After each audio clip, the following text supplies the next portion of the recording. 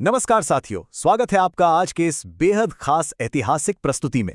देखिए, अगर आप प्रतियोगी परीक्षाओं की तैयारी कर रहे हैं ना, तो आपको पता ही होगा कि भारत का स्वतंत्रता संग्राम ये टॉपिक कितना क्रूशियल है। आज हम बिल्कुल टू द पॉइंट, बिना किसी कंफ्यूजन के 1885 से लेकर 1947 तक के इस पूरे सफर को डीकोड करने वाले हैं। तो कॉपी पेन तैयार रखिए और चलिए पूरे जोश के साथ इस सफर पर चलते हैं।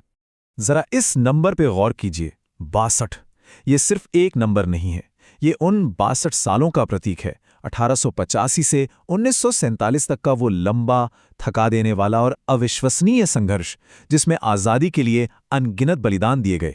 अब इन 62 सालों में हमारा ये आंदोलन 3 बिल्कुल अलग अलग फेज से गुजरा।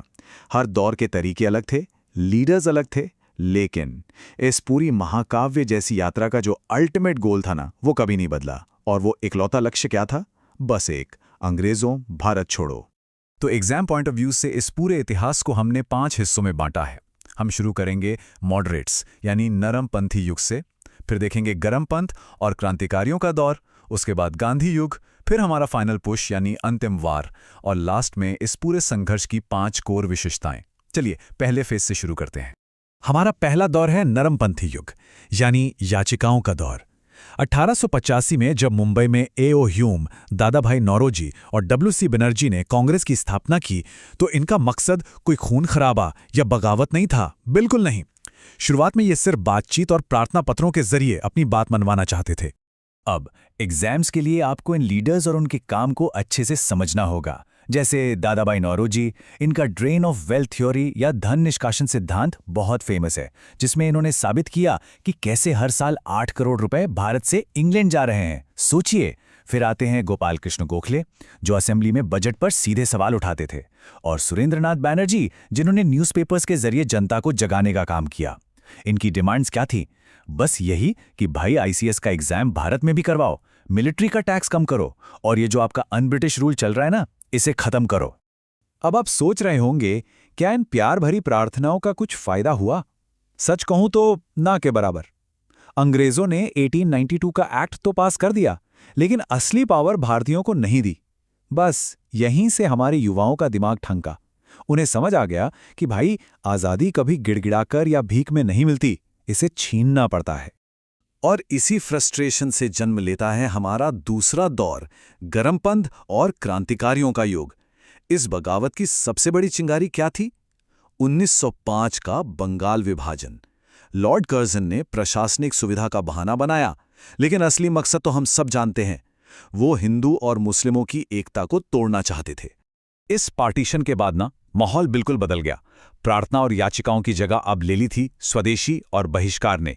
विदेशी कपड़ों की तो खुलेआम होली जलाई जाने लगी। और अंग्रेजों की इस फूट डालो वाली चाल का जवाब कैसे दिया गया? रविंद्रनाथ टैगोर जी के कहने पर लोगों ने एक दूसरे को राखी बांधकर एकता का संदेश दिया। मास्टर स्ट्रोक है ना? इसी उबलते हुए दौर में एंट्री होती है हमारी मशहूर तिकड़ी लाल बाल पाल की। लाला लाजपत राय, बाल गंगाधर तिलक और बिपिन चंद्र पाल। इसी समय बाल गंगाधर तिलक जी ने एक ऐसा नारा दिया जिसने पूरे देश में बिजली सी दौड़ा दी। उन्होंने कहा, स्वराज मेरा जन्मसिद्ध अधिकार है और मैं इसे लेकर रहूंगा।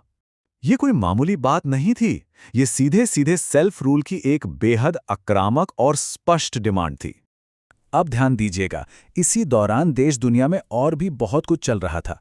1906 में अंग्रेजों ने ढाका में मुस्लिम लीग बनवाकर अपना डिवाइड एंड रूल का कार्ड खेला। वहीं 1913 में अमेरिका में गदर पार्टी जैसे क्रांतिकारी संगठन तैयार हो रहे थे। 1916 में होम रूल लीग ने रफ्तार पकड़ी, लेकिन फिर 1919 में आता है वो काला दिन, जलियांवाला बाग हत्याकांड। इस अमानवीय घटना ने पूरे देश को अंदर तक झकझोर दिया और देश का मूड हमेशा के लिए बदल गया। जलियांवाला बाग के इस दर्दनाक मोड़ के बाद हम पहुंचते हैं अपने तीसरे और सबसे विस्तृत फेज पर, गांधी युग। सत्य, अहिंसा और विशाल जन आंदोलनों का दौर। 1915 में जब गांधी जी दक्षिण अफ्रीका से लौटे, तो उन्होंने चंपारण, खेड़ा और अहमदाबाद में सत्याग्रह के सफल प्रयोग किए और फिर नेशनल लेवल पर कमान संभाली। इस मूवमेंट को हम मुख्य रूप से 4 स्टेप्स में समझ सकते हैं। रॉलेट एक्ट और जलियांवाला बाग के बाद खिलाफत के मुद्दे को जोड़कर एक जबरदस्त हिंदू मुस्लिम एकता बनाई गई। फिर लॉन्च हुआ महाआंदोलन, असहयोग आंदोलन। वकीलों ने अदालतें छोड़ दी, बच्चों ने स्कूल कॉलेज, सब कुछ एकदम पीक पर था। लेकिन 1922 में चौरी चौरा में अचानक हुई हिंसा के बाद गांधी जी ने एक बहुत ही कड़ा फैसला लिया और इस पूरे मूवमेंट को वहीं अचानक रोक दिया। आप देखिए, मूवमेंट भले ही रुक गया था, लेकिन आज़ादी की मांग अब और बड़ी हो गई थी। आपके एग्जाम्स में ये टर्म बहुत पूछा जाता है, पूर्ण स्वराज। साइमन कमीशन के जोरदार विरोध के बाद अब हमें सिर्फ डोमिनियन स्टेटस नहीं चाहिए था। 1929 के लाहौर अधिवेशन में, जहां जवाहरलाल नेहरू अध्यक्ष थे, बिल्कुल क्लियर कर दिया गया कि हमें पूर्ण स्वराज यानी कंप्लीट इंडिपेंडेंस चाहिए। और 26 जनवरी 1930 को हमारा स्वतंत्रता दिवस तय कर दिया गया।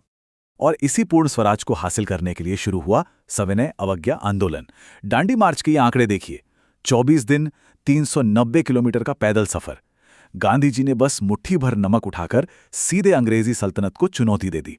इस आंदोलन में महिलाएं, किसान, छात्र सब भारी संख्या में सड़कों पर आ गए और करीब 90,000 लोग जेल गए। और हां, हम ये नहीं भूल सकते कि इसी बीच भगत सिंह, सुखदेव और राजगुरु के सर्वोच्च बलिदान ने पूरे देश में इंकलाब जिंदाबाद की गूंज पैदा करती थी। चलिए, अब हम आ गए हैं उस डिसाइसिव फेज में जिसे हम कहते हैं अंतिम वार। इस समय अंग्रेजों पर सिर्फ देश के अंदर से ही नहीं, बाहर से भी जोरदार प्रहार हो रहा था। सुभाष चंद्र बोस जी की आज़ाद हिंद फौज इम्फाल की तरफ बढ़ रही थी और उनका वो मशहूर नारा, तुम मुझे खून दो, मैं तुम्हें आज़ादी दूंगा, हवाओं में गूंज रहा था। इधर देश में क्या हो रहा था?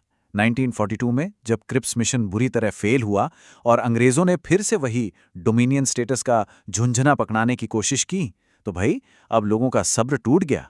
8 अगस्त 1942 को मुंबई से गांधी जी ने भारत छोड़ो आंदोलन का ऐलान किया और एक ऐसा नारा दिया जिसने इतिहास रच दिया, करो या मरो। अब पीछे हटने का तो कोई रास्ता ही नहीं था। जैसे ही मूवमेंट शुरू हुआ, अंग्रेजों ने घबराकर रातों रात हमारे सारे बड़े नेताओं को अरेस्ट कर लिया। लेकिन कमाल की बात देखिए, इस बार आंदोलन थमा नहीं। बिना नेताओं की भी पब्लिक ने खुद कमान संभाल ली। कई जगहों पर तो लोगों ने अपनी ही पैरेलल गवर्नमेंट बना ली।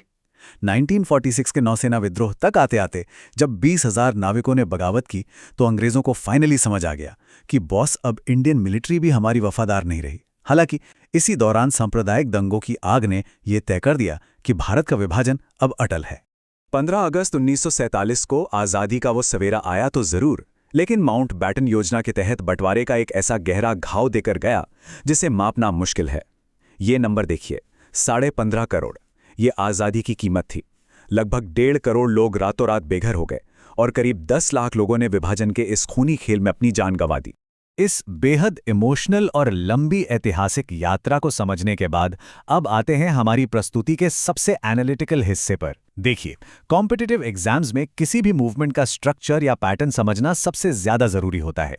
तो चलिए, इस पूरे संघर्ष की 5 मुख्य विशेषताओं का क्विकली एनालिसिस करते हैं। इन 5 पॉइंट्स को एकदम ध्यान से समझिएगा। पहला, लीडरशिप में शिफ्ट। ये आंदोलन नरमपंथियों से शुरू होकर गरमपंथ और गांधी जी से होता हुआ 1942 तक आते आते सीधे पब्लिक के हाथ में आ गया। दूसरा, तरीकों का विकास। हमने याचिकाओं से शुरुआत की जो क्रांतिकारी बमों, सत्याग्रह और लास्ट में पैरेलल गवर्नमेंट्स तक पहुंची। तीसरा, जन आधार का विस्तार। जो मूवमेंट कभी सिर्फ कुलीन वर्ग तक सीमित था, वो किसानों, महिलाओं और मजदूरों तक फैल गया। चौथा, अंग्रेजों की डिवाइड एंड रूल पॉलिसी की सक्सेस, जिसका नतीजा विभाजन था। और पांचवां, 2 वर्ल्ड वॉर्स ने ब्रिटेन को आर्थिक रूप से बिल्कुल कंगाल कर दिया था। सारांश ये है कि 1885 में जो अधिकार हम प्रार्थनाओं से मांग रहे थे ना, 1947 में जनता ने अपनी ताकत से उसे वापस छीन लिया। तो दोस्तों, ये था हमारे स्वतंत्रता संग्राम का एक स्पष्ट और विस्तृत एक्सप्लेनेर। लेकिन हमारा इतिहास यहां खत्म नहीं होता। जाने से पहले आपके लिए एक सवाल है, आप अगली प्रस्तुति में किस ऐतिहासिक घटना का डिटेल्ड एनालिसिस देखना चाहते हैं?